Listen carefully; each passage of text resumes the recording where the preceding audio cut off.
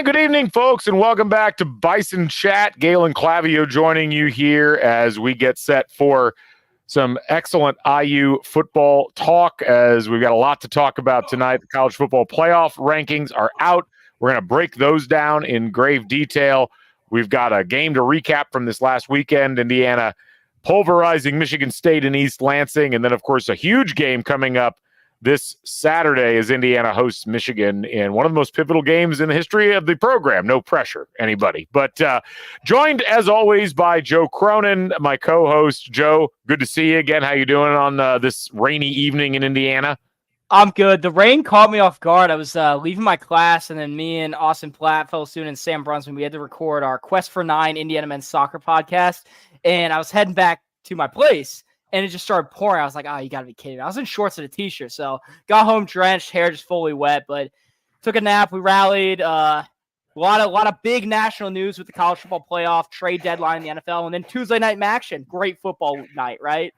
I'm really impressed at your bounce-back ability and getting a little bit of rest before a big night of everything going on across not just college football, but some other things going on in the country as well that would be big. So good on you. We've also got Zach Browning joining us from NBC Sports and from other venues.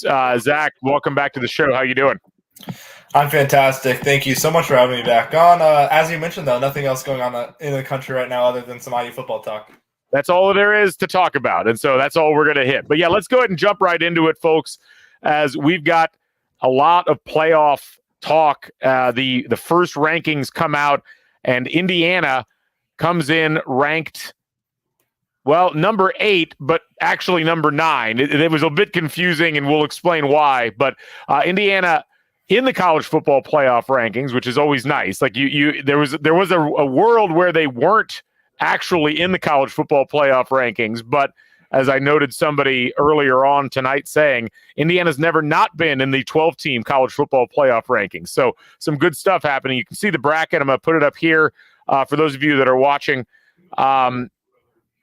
Ignore the ridiculous thing that this guy Brandon Walker is saying. I'm just going to block it there so you're not seeing his ridiculous words. But Indiana, 9 seed. They would technically be 8 seed, but because BYU in this scenario is the Big 12 champ, they get the 4 seed and the bye. So Indiana ends up falling down, and instead of hosting a game in this bracket, they would actually be traveling on the road to take Tennessee on. These are very premature. Like, we've got still like several weeks until we actually have to worry about any of this stuff, but you can see the rest of the bracket. Indiana, not the last team in. They were actually 4 in from the bottom of the bubble. The last team into this mix, Boise State as the group of 5 champion. And then, of course, Alabama is the 11 seed. Notre Dame is the 10 seed. And then Indiana would be ahead of BYU if BYU wasn't leading the Big 12. Some other notable items here. You've got Tennessee is the 8th seed here, even though they're 7th ranked overall. You've got Texas as another SEC team in this mix. You've got Penn State. And we're going to talk about the Nittany Lions here in a little bit. And then your 4 projected conference champions based upon today: BYU, Georgia, Miami out of the ACC, and then, of course, Oregon. Guys, let me go around the table here first and foremost and get your reactions to what we saw. Zach, you're the guest, so let's get your thoughts first on these the rankings, the reveal, everything. Well, first off, I thought the reveal was done well. We're just gonna give a shout out to Reese Davis. That intro video was fantastic. I enjoyed it thoroughly. But coming into tonight, I was back and forth on whether Indiana would be an 8 or 9 seed / ranking, whatever you want to call it. I was assuming they'd probably maybe be that 8 seed. Said they're the 9 seed, but I think it's kind of telling how the committee kind of values the strength of schedule, and it's been the big thing that's been talked about throughout these rankings and throughout the run-up and lead-up to these rankings is strength of schedule. That's kind of the biggest thing. Holding Indiana back on a national perspective is the fact that the Hoosiers haven't necessarily played anybody of a super high caliber at to this point in the season. So that's why Tennessee ahead of Indiana. Surprising to some. I go back and forth on it. Yes, Tennessee has one loss. Yes, that one loss was to a not very good Arkansas team. That win over what was then a ranked Oklahoma team, not looking so good. But, of course, Tennessee does have that win over Alabama. So it's all about that strength of schedule, and I think that's where we see these rankings kind of fall into line. Yeah. Joe, your thoughts? I mean, something that Reese Davis said at the top of the show was you'd be surprised by how similar that the AP poll and the college football playoff rankings are. And they're nearly identical for this ranking outside of Georgia and Ohio State being flipped at the 2 and the 3 in the respective regards. And I know there's been some remarks about Penn State. The issue is it's hard to punish a team when they're losing to what is the viewpoint as the second best team in the country. So they're not going to have that much slippage from that. Yes, they have a loss as compared to an undefeated Indiana, but they value that resume so much. It's why BYU is ranked the way they are, because they just don't think BYU has the strength of schedule to really put that then into the upper echelon. And some of the guys on the show, they felt like BYU is getting hosed a little bit here and there just from the fact they're also undefeated, could be a conference champion, and they don't have a ton of wiggle room at the spot. Like Indiana has more wiggle room right now than BYU, who's a projected conference champion. So that was interesting.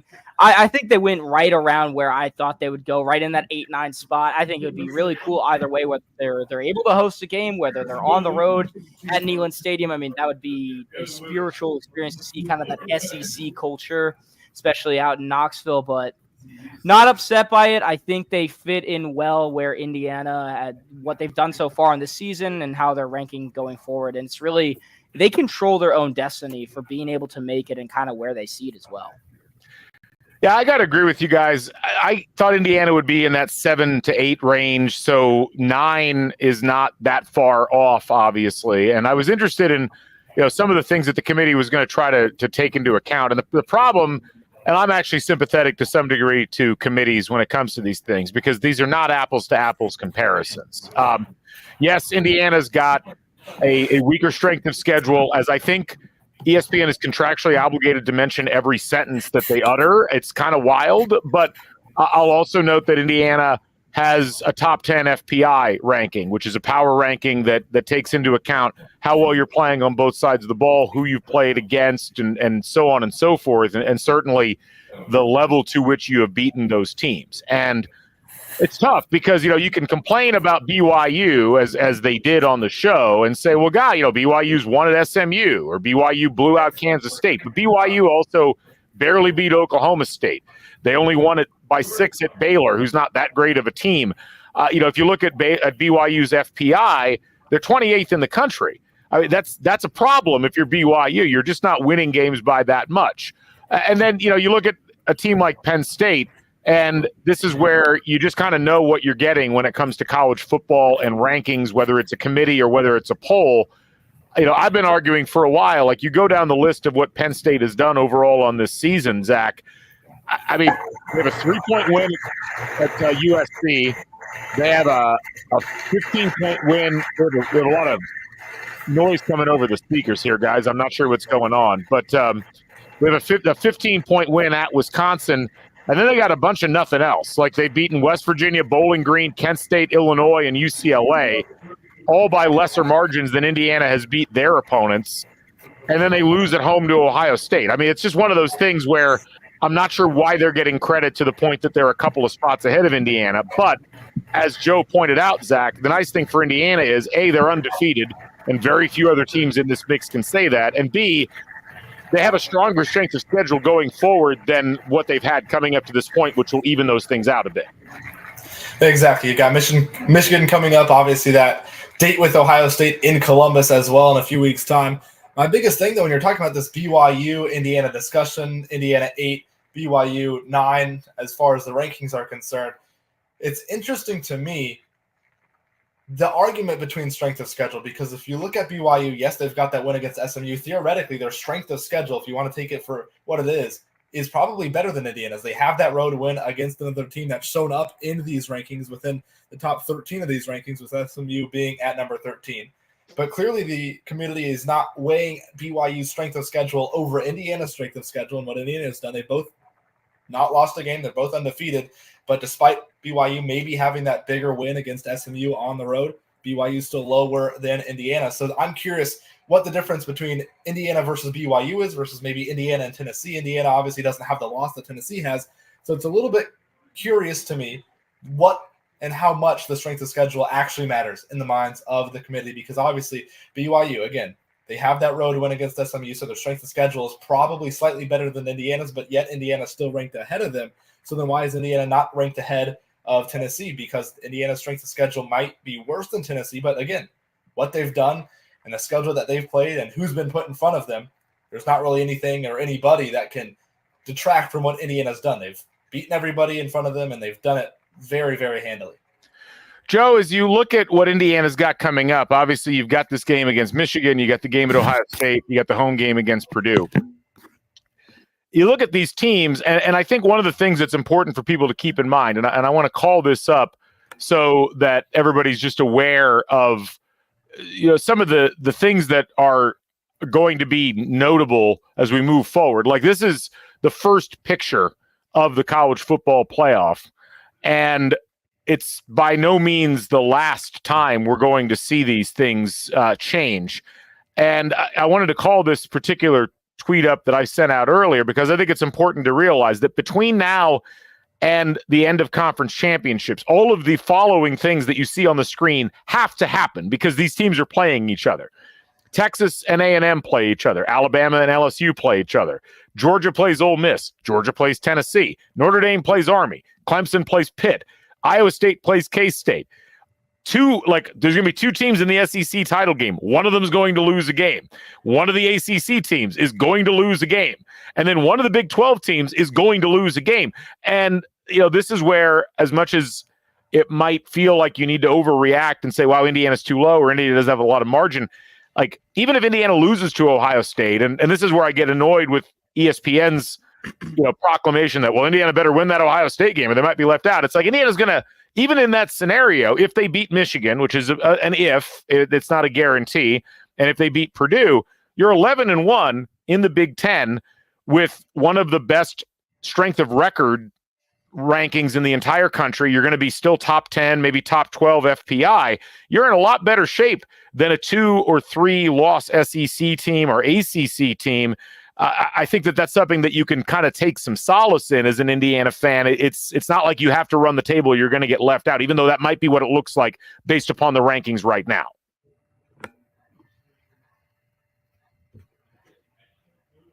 Joe? Can you guys hear me? I got you. Okay, Joe may be frozen. So Joe's yeah, yeah, you guys, you're having some internet issues at the house, I think. Well, Joe, I mean, the house is having some internet issues right now. No, it's fine. Zach, why don't you dive in? Go ahead. Who's got it? I'll go ahead. I got it. Well, exactly. These things, and again, it's the first rendition of these rankings. These things kind of have a way of just figuring themselves out. Talk about the committee's job right now is much easier than the committee's job will be in a couple weeks' time once all these SEC teams have taken on each other. You mentioned teams like Georgia, Alabama. Alabama's got 2 losses. Can they realistically afford another loss? Probably not. That third loss for Alabama would likely see them out. And then once the end of the season comes and you're weighing potentially a 1-loss Big Ten team versus a 2-loss SEC team, it's going to be decisions for the committee once that time comes. But the thing with that is, again, they'll work itself out. It will work itself out. The SEC teams are really just going to pick each other apart. The Big Ten teams, not so much, because Ohio State's already played Penn State. Ohio State's already played Oregon. Indiana and Ohio State are upcoming. The Big Ten teams are likely going to finish each with 1 loss, or Oregon potentially undefeated. But the conversation gets a little bit more dicey and a little bit more tricky when you start factoring in the SEC teams. A handful of them could be 2-loss teams. A handful could even be 3-loss teams. How does the committee weigh that if it's a loss against a team like Texas or against a team like Tennessee? When they're losses against each other, it'll be interesting to see how the committee kind of plays that out. Go ahead, Joe.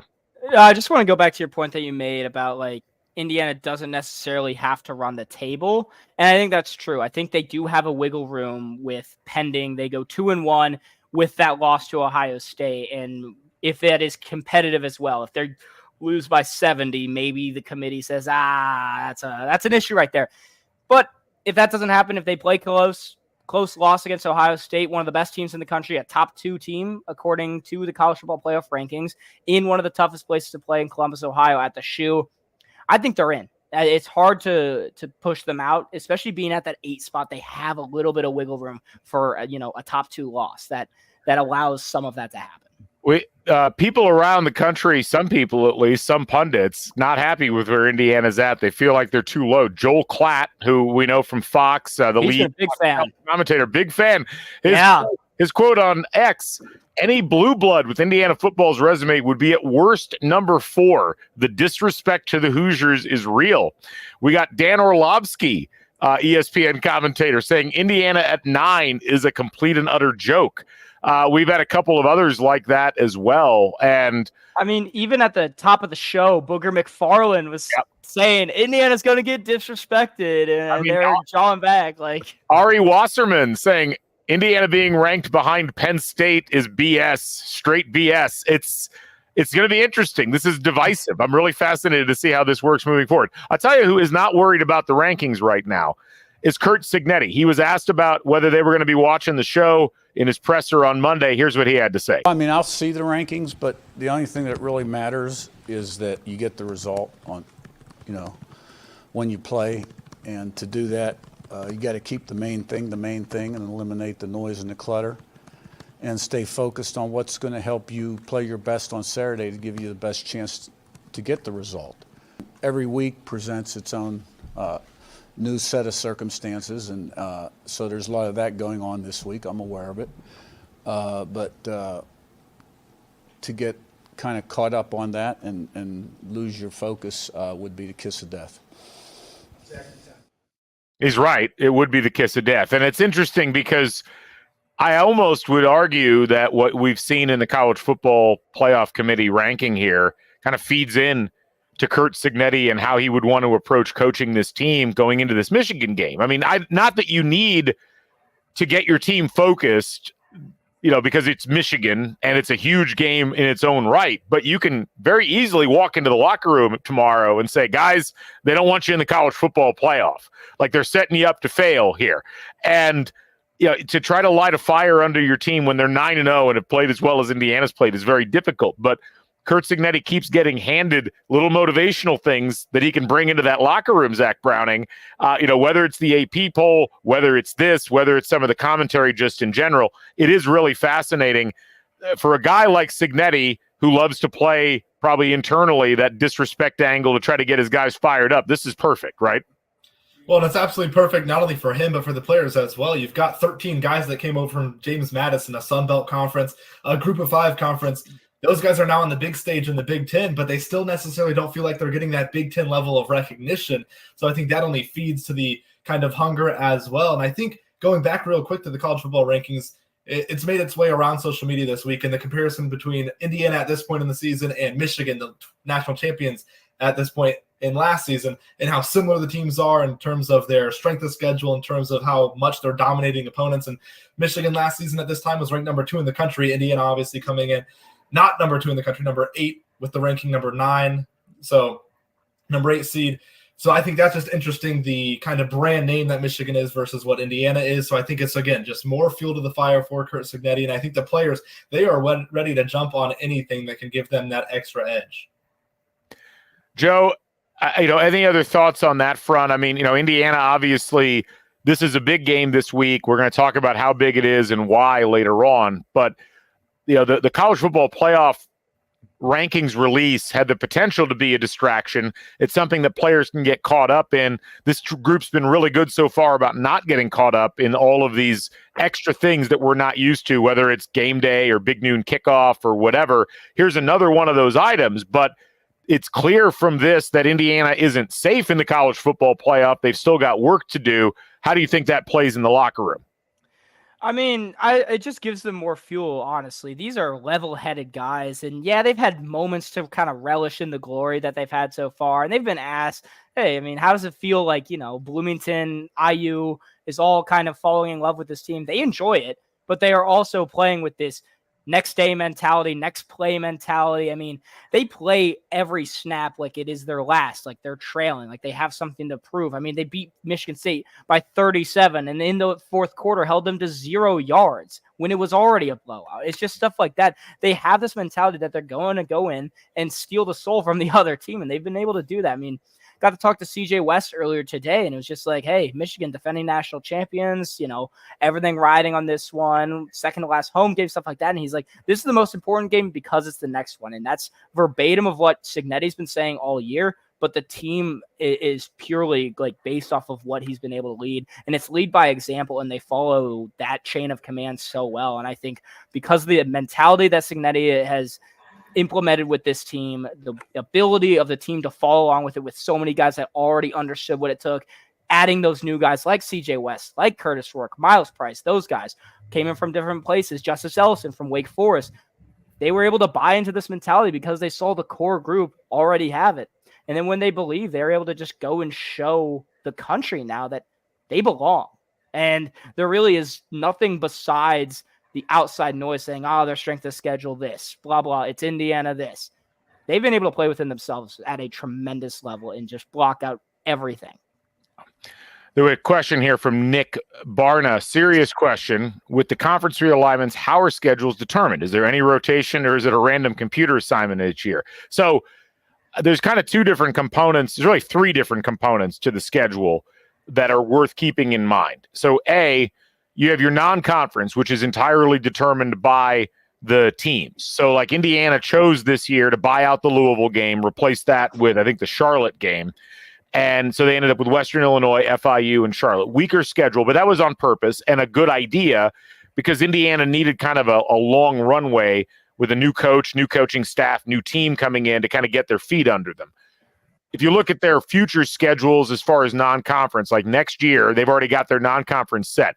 It's not very good. They're playing Old Dominion, Kennesaw State, and Indiana State in the first 3 weeks of the season. Powerhouses right there. But again, you normally make up for that in the Big Ten, which they do next year, and we'll talk about in a second. But you go forward, like they're playing Colorado State and UConn in the non-conference in 26.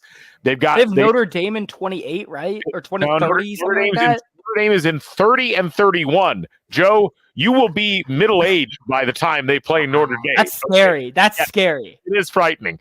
But the way that the Big Ten schedules work is that there's a couple of things. There's certain locked-in games that you're going to play every year. So Indiana has two of those. They play Purdue every year. They play Michigan State every year because those are protected rivalry games.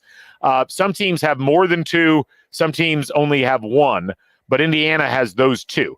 And then they've got 1 year, like this year for Indiana, you play 5 home games and 4 road games in the conference. And then it flips the following year where you play 4 road games and 5 home games. And so what Indiana's doing next year is there. I'll just show you the schedule. Why talk about it when we could actually demonstrate it? This is what Indiana's doing next year. So Old Dominion, Kennesaw State, Indiana State. Then they've got a gauntlet.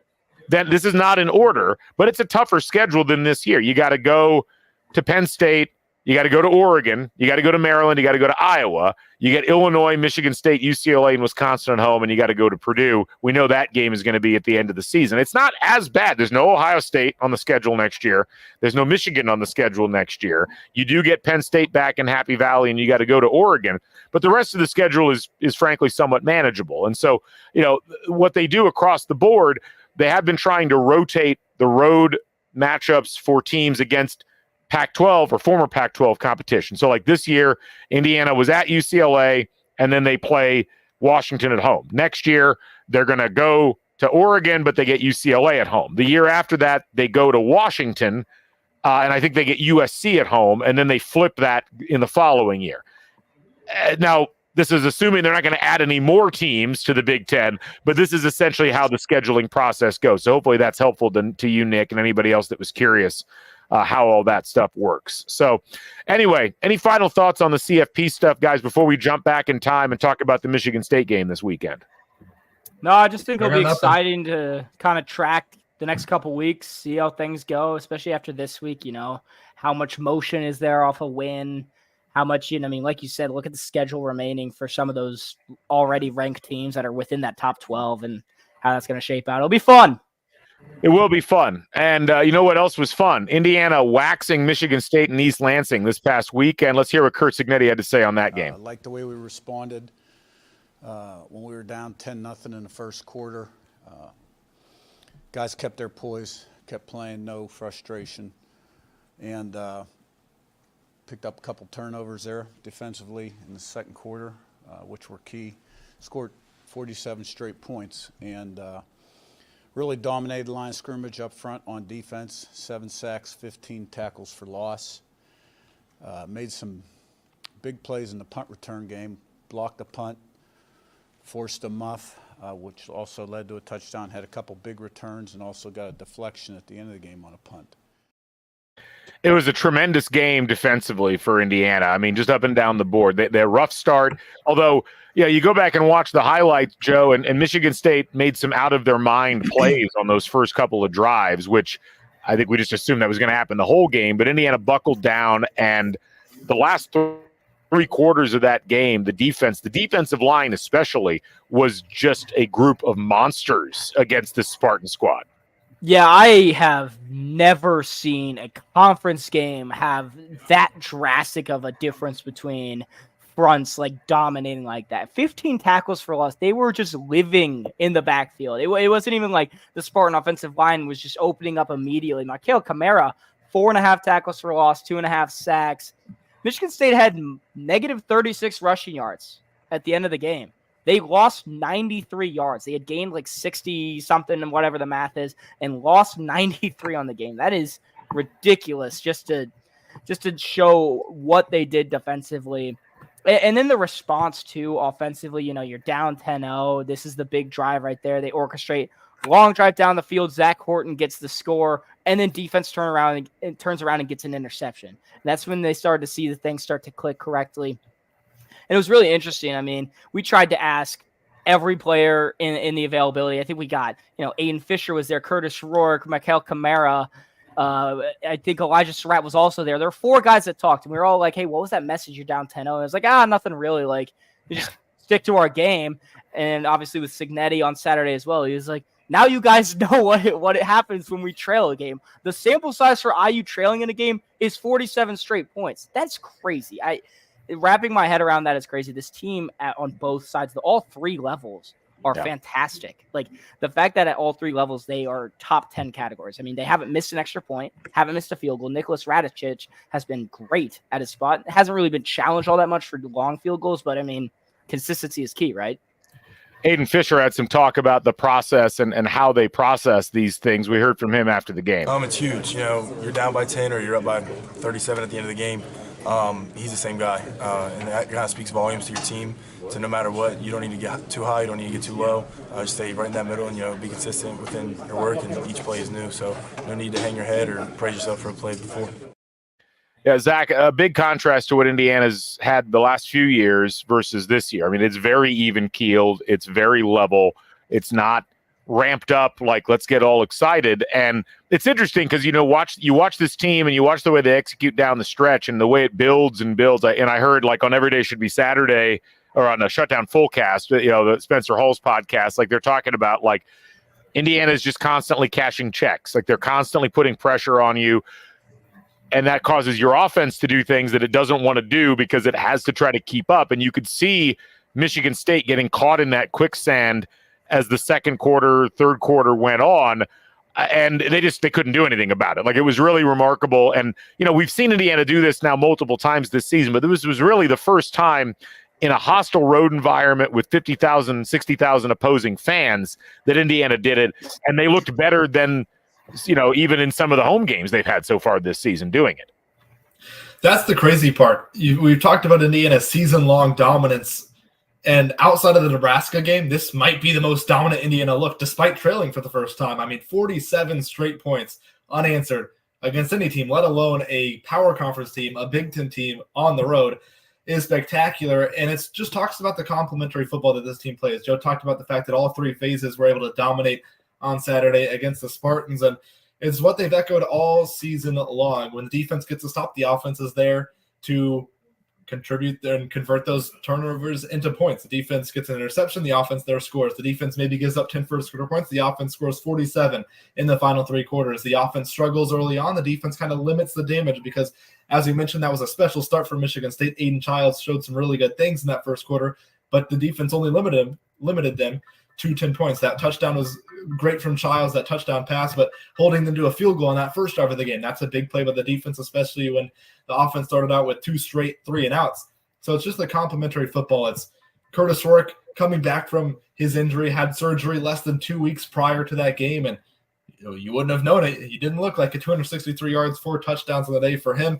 And it's the weapons, the amount of weapons. You look at Aiden Fisher, his linebacking partner doesn't get talked about enough. Jalen Walker, the stuff he does, not only in the pass rush, not only stopping the run, but in the pass coverage game as well. Offensively, Curtis Rook's throwing to 4 different guys that could start at pretty much any other Big Ten school outside at the receiver position. The running backs, the trio of running backs really that Indiana uses are all talented. They could all rush for 1,000 yards in a single season if they were that single workhorse back.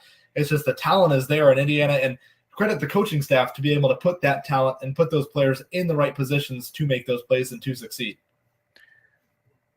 This is a question from Matt Uhl, which I think is an interesting one, and I'm curious your guys' take. Is there momentum or is there evidence that each of the units is still improving and maturing here in November? Do you think IU has yet to play their best complete game? Joe, let me start you with that one. It's interesting because you look at that Michigan State game and you can almost say to that point, but again, they were down 10-0 after the first quarter. So that's not a complete game. They were trailing.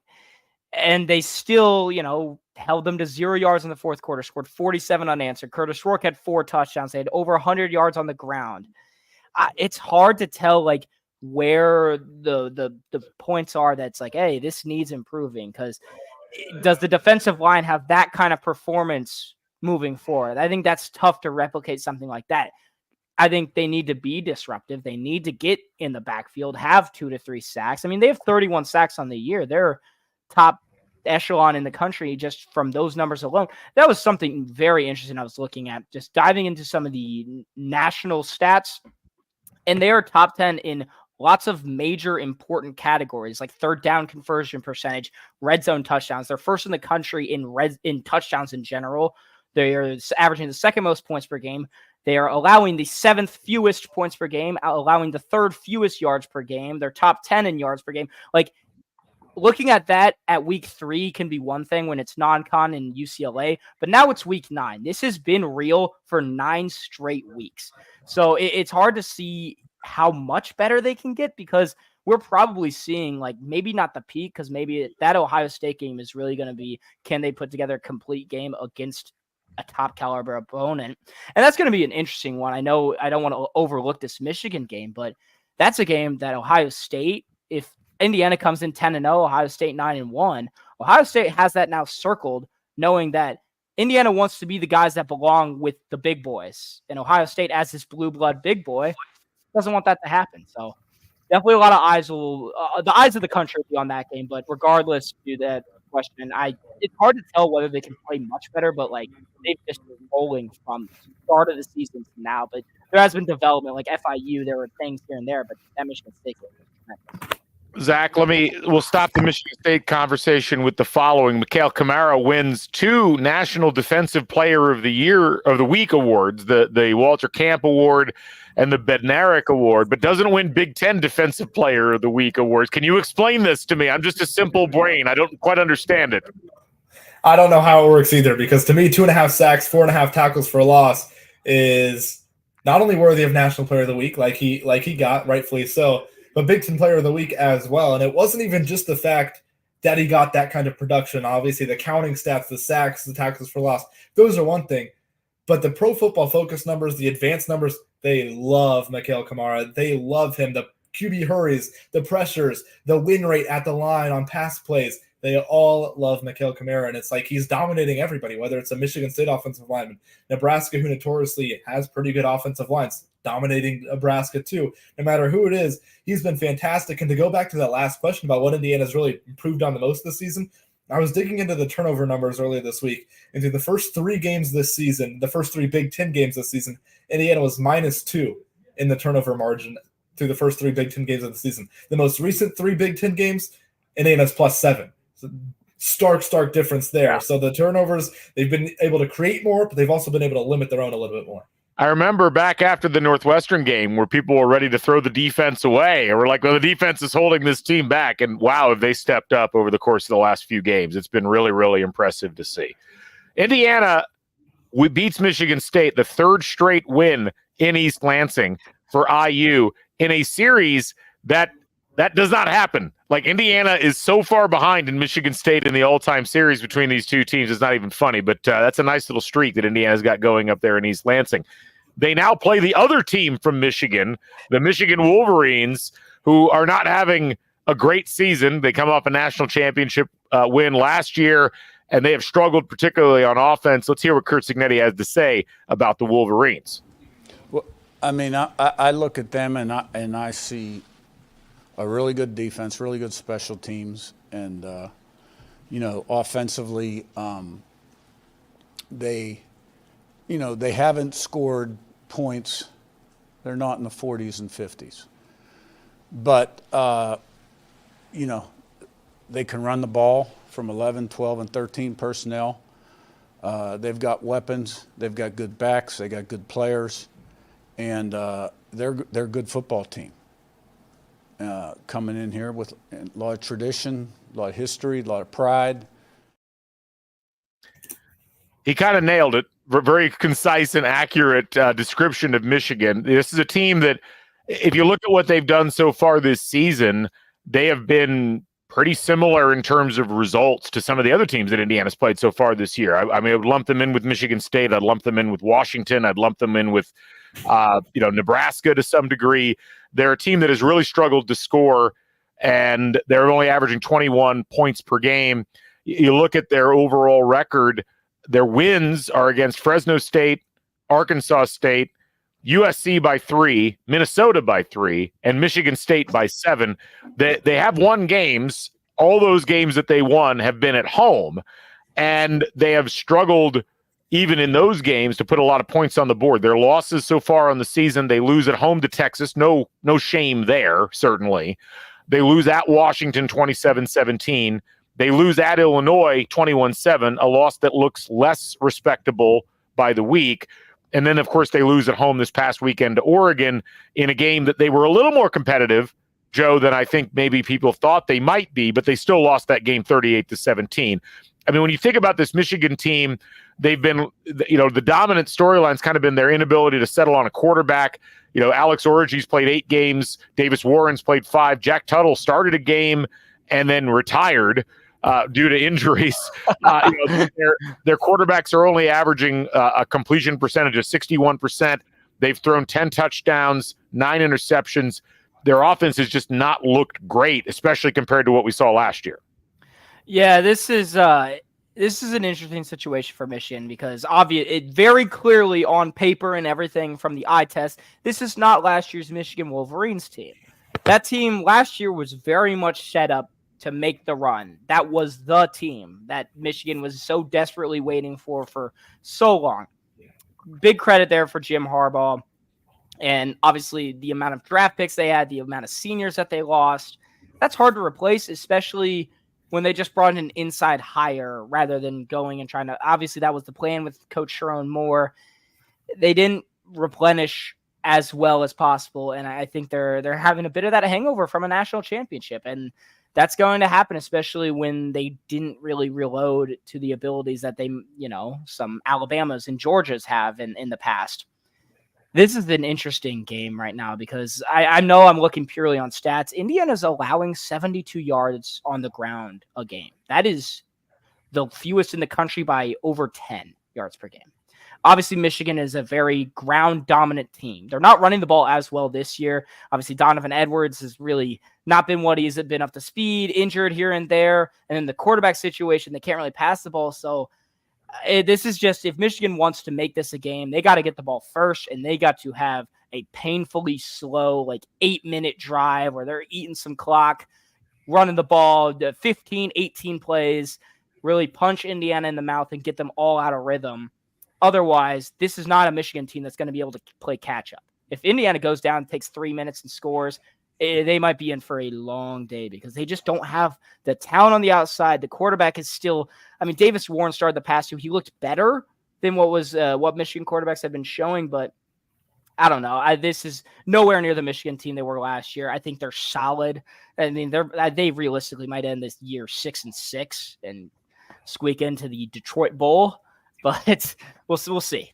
It's Michigan. They get to a better bowl than that, I think. But no, Zach, it's a team that they've tried to hang their hat on some of the old school things that work in football. They focus there on their defense, and their defense has been pretty good.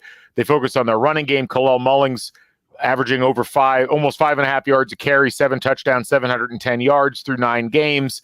Donovan Edwards has rushed for almost 500 yards. Like, they really have had to keep it on the ground. So to some degree, a big question in this one is, how does Indiana's defensive front match up against Michigan's offensive line?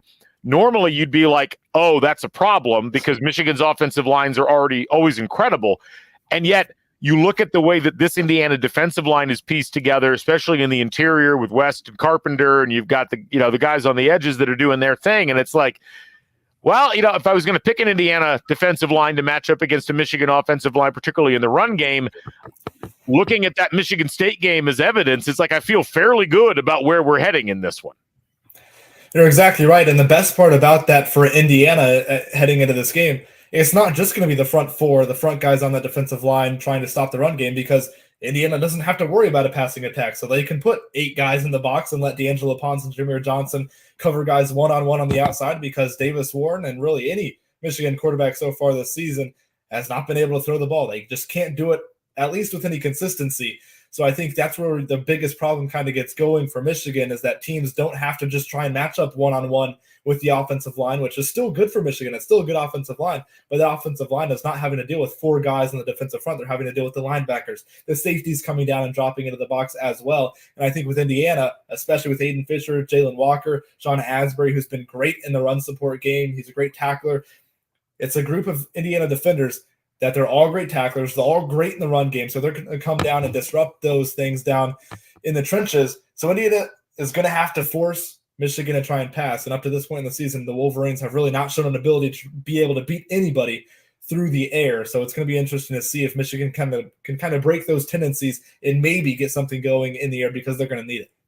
I will say on the offensive side for Indiana, like going against, Michigan has always preached their very talented defense, big up front, good on the outsides.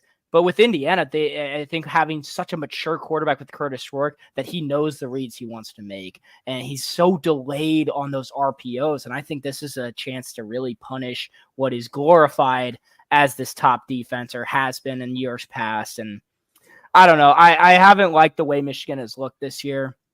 I know they had so much change, but it's been underwhelming. They haven't looked great. I mean, some of it is just the natural churn from winning a national title. Some of it's the coaching turnover. And I think as much as Jim Harbaugh wears on people, it's easy to forget he's a really good football coach, and he really knows what he's doing. And Sharon Moore was kind of the emotional hire after Harbaugh left, especially with that whole scene at Penn State last year where he's like crying on the field. That was, and it's tough. We're seeing this across the country. Like, it's hard to succeed coaches. We see this with Kalen DeBoer, who we know is a good coach. Even he's had trouble succeeding Nick Saban. I can only imagine what Sharon Moore's dealt with, but I do think it's important to note as we look at the bite-sized Bison preview numbers. And again, keep in mind, green is good, purple is bad. Indiana comes out looking really good statistically in this matchup. Michigan is, offensively, they're just not very good in terms of EPA per play. They just don't get a lot of expected points added on most of the plays that they run. They're slightly better in the run. They're pretty bad in the passing game. Defensively, Michigan has shown somewhat the ability to stop the pass and the run, but Indiana is so good at both of them. It's going to really be fascinating to see what exactly Michigan is able to do to try to slow down this Indiana attack, because they faced the only offense that Michigan has faced, I think you could argue, that is of the caliber of Indiana so far this season is Oregon, the team that they just played at home. They did not fare well trying to stop that attack. Now they got to go on the road to an Indiana team that is really firing on all cylinders right now and has shown, like, okay, if you're Washington and you're going to just shut down our passing game, we'll just run the ball down your throat. If you're Michigan State, you're like, we're going to shut down your running game. Well, hell, that's fine. We're just going to pass around you. We're going to do reverses. We're going to get our guys into space. It's a daunting task for most defenses, but especially for this Michigan defense, was just by the numbers, hasn't been that good so far this year, Zach.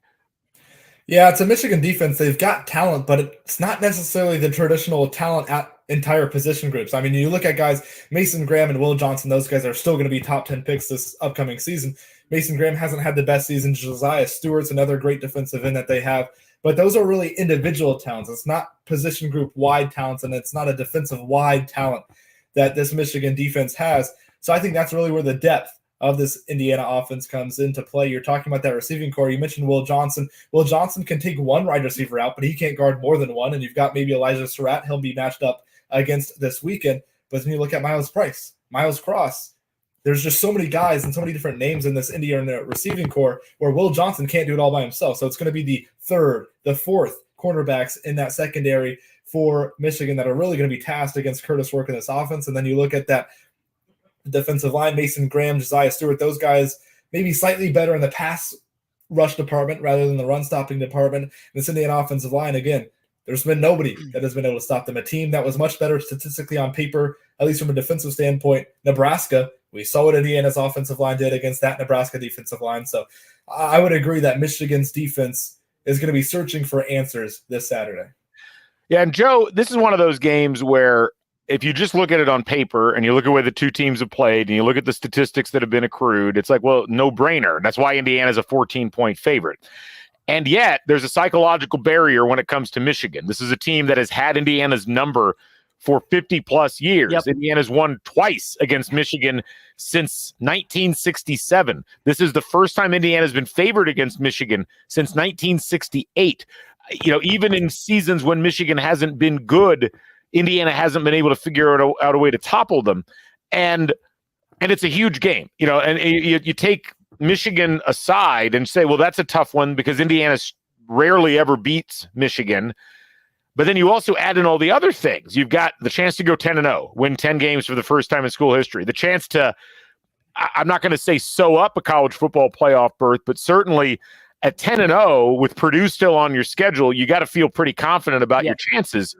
I mean, there's so much in this game. You got all these recruits coming in, you know, reports Julian Lewis might be coming. You got other recruits that are coming. It's a huge day just in general, another sellout in Memorial Stadium.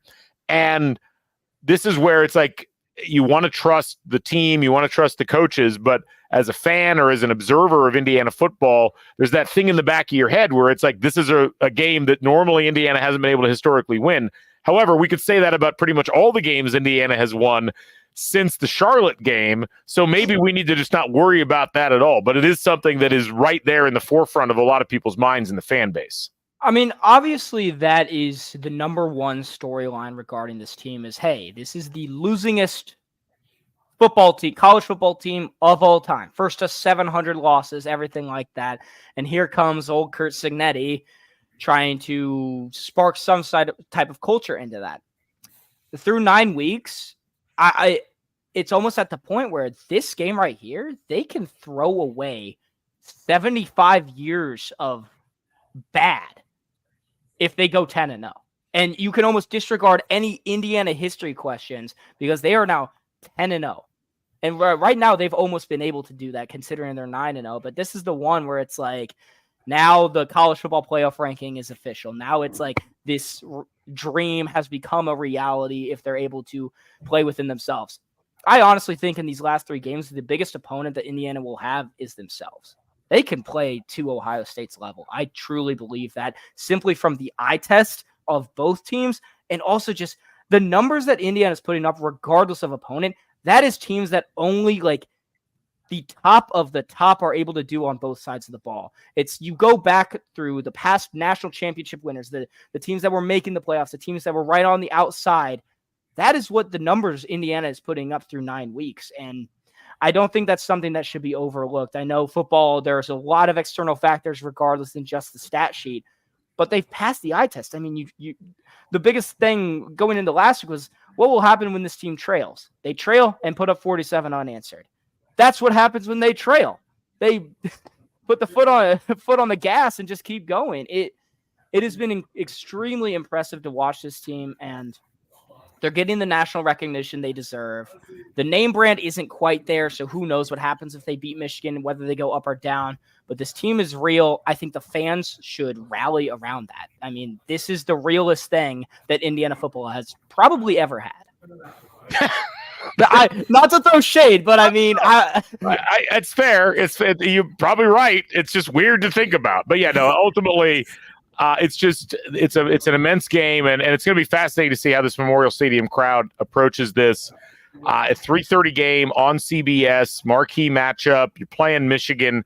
Probably no question about getting up for this one, and it's going to be interesting. I mean, Zach, let's close it out with this question. We had a question coming in from I'm trying to find it here. Actually, where did it go? Oh, here it is, from Ryan Breach. Michigan has a highly rated defense, kind of.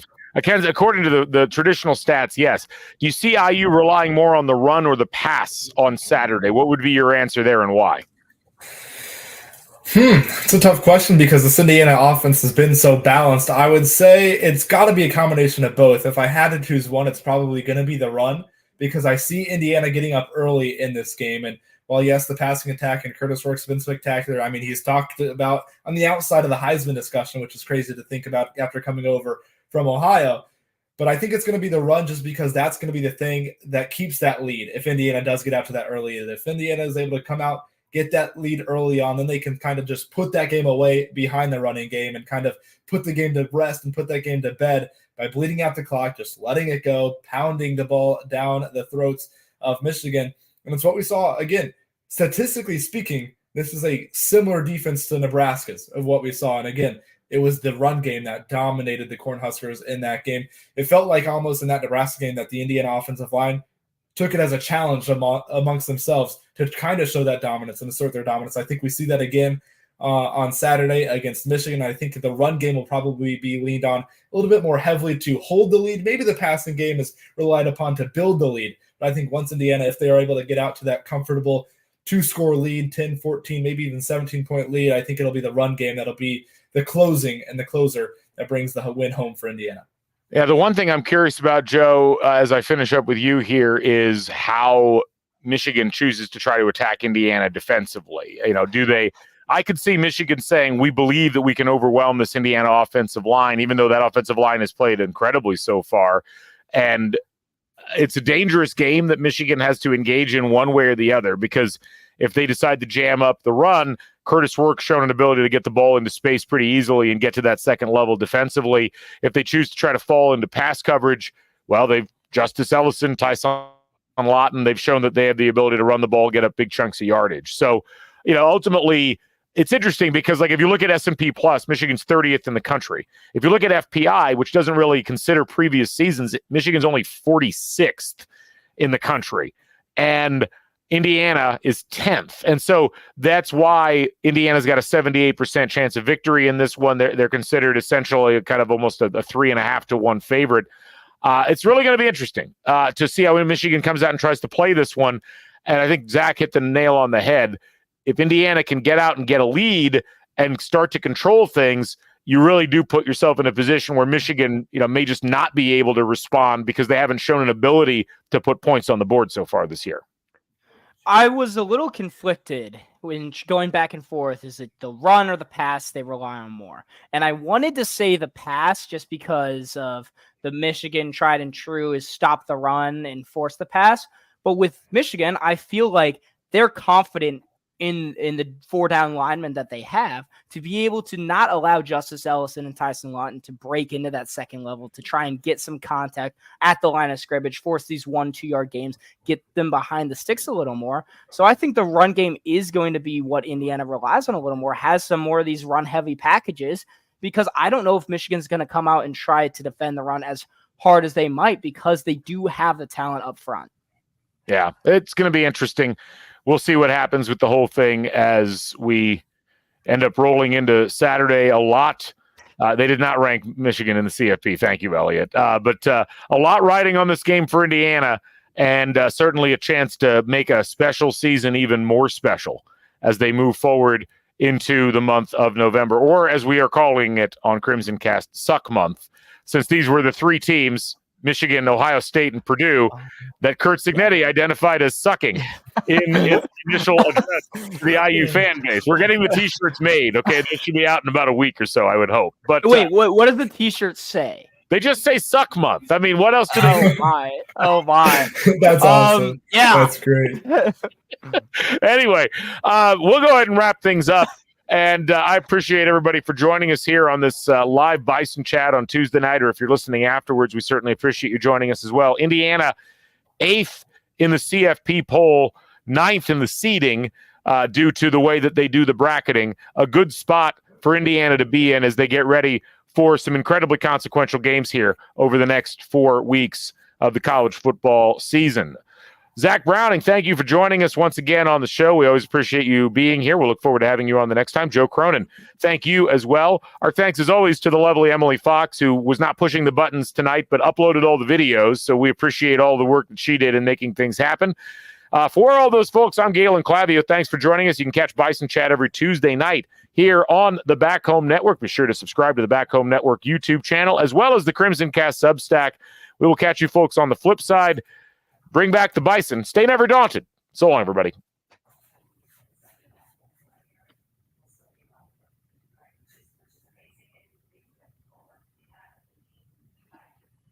Still going. I'm not sure.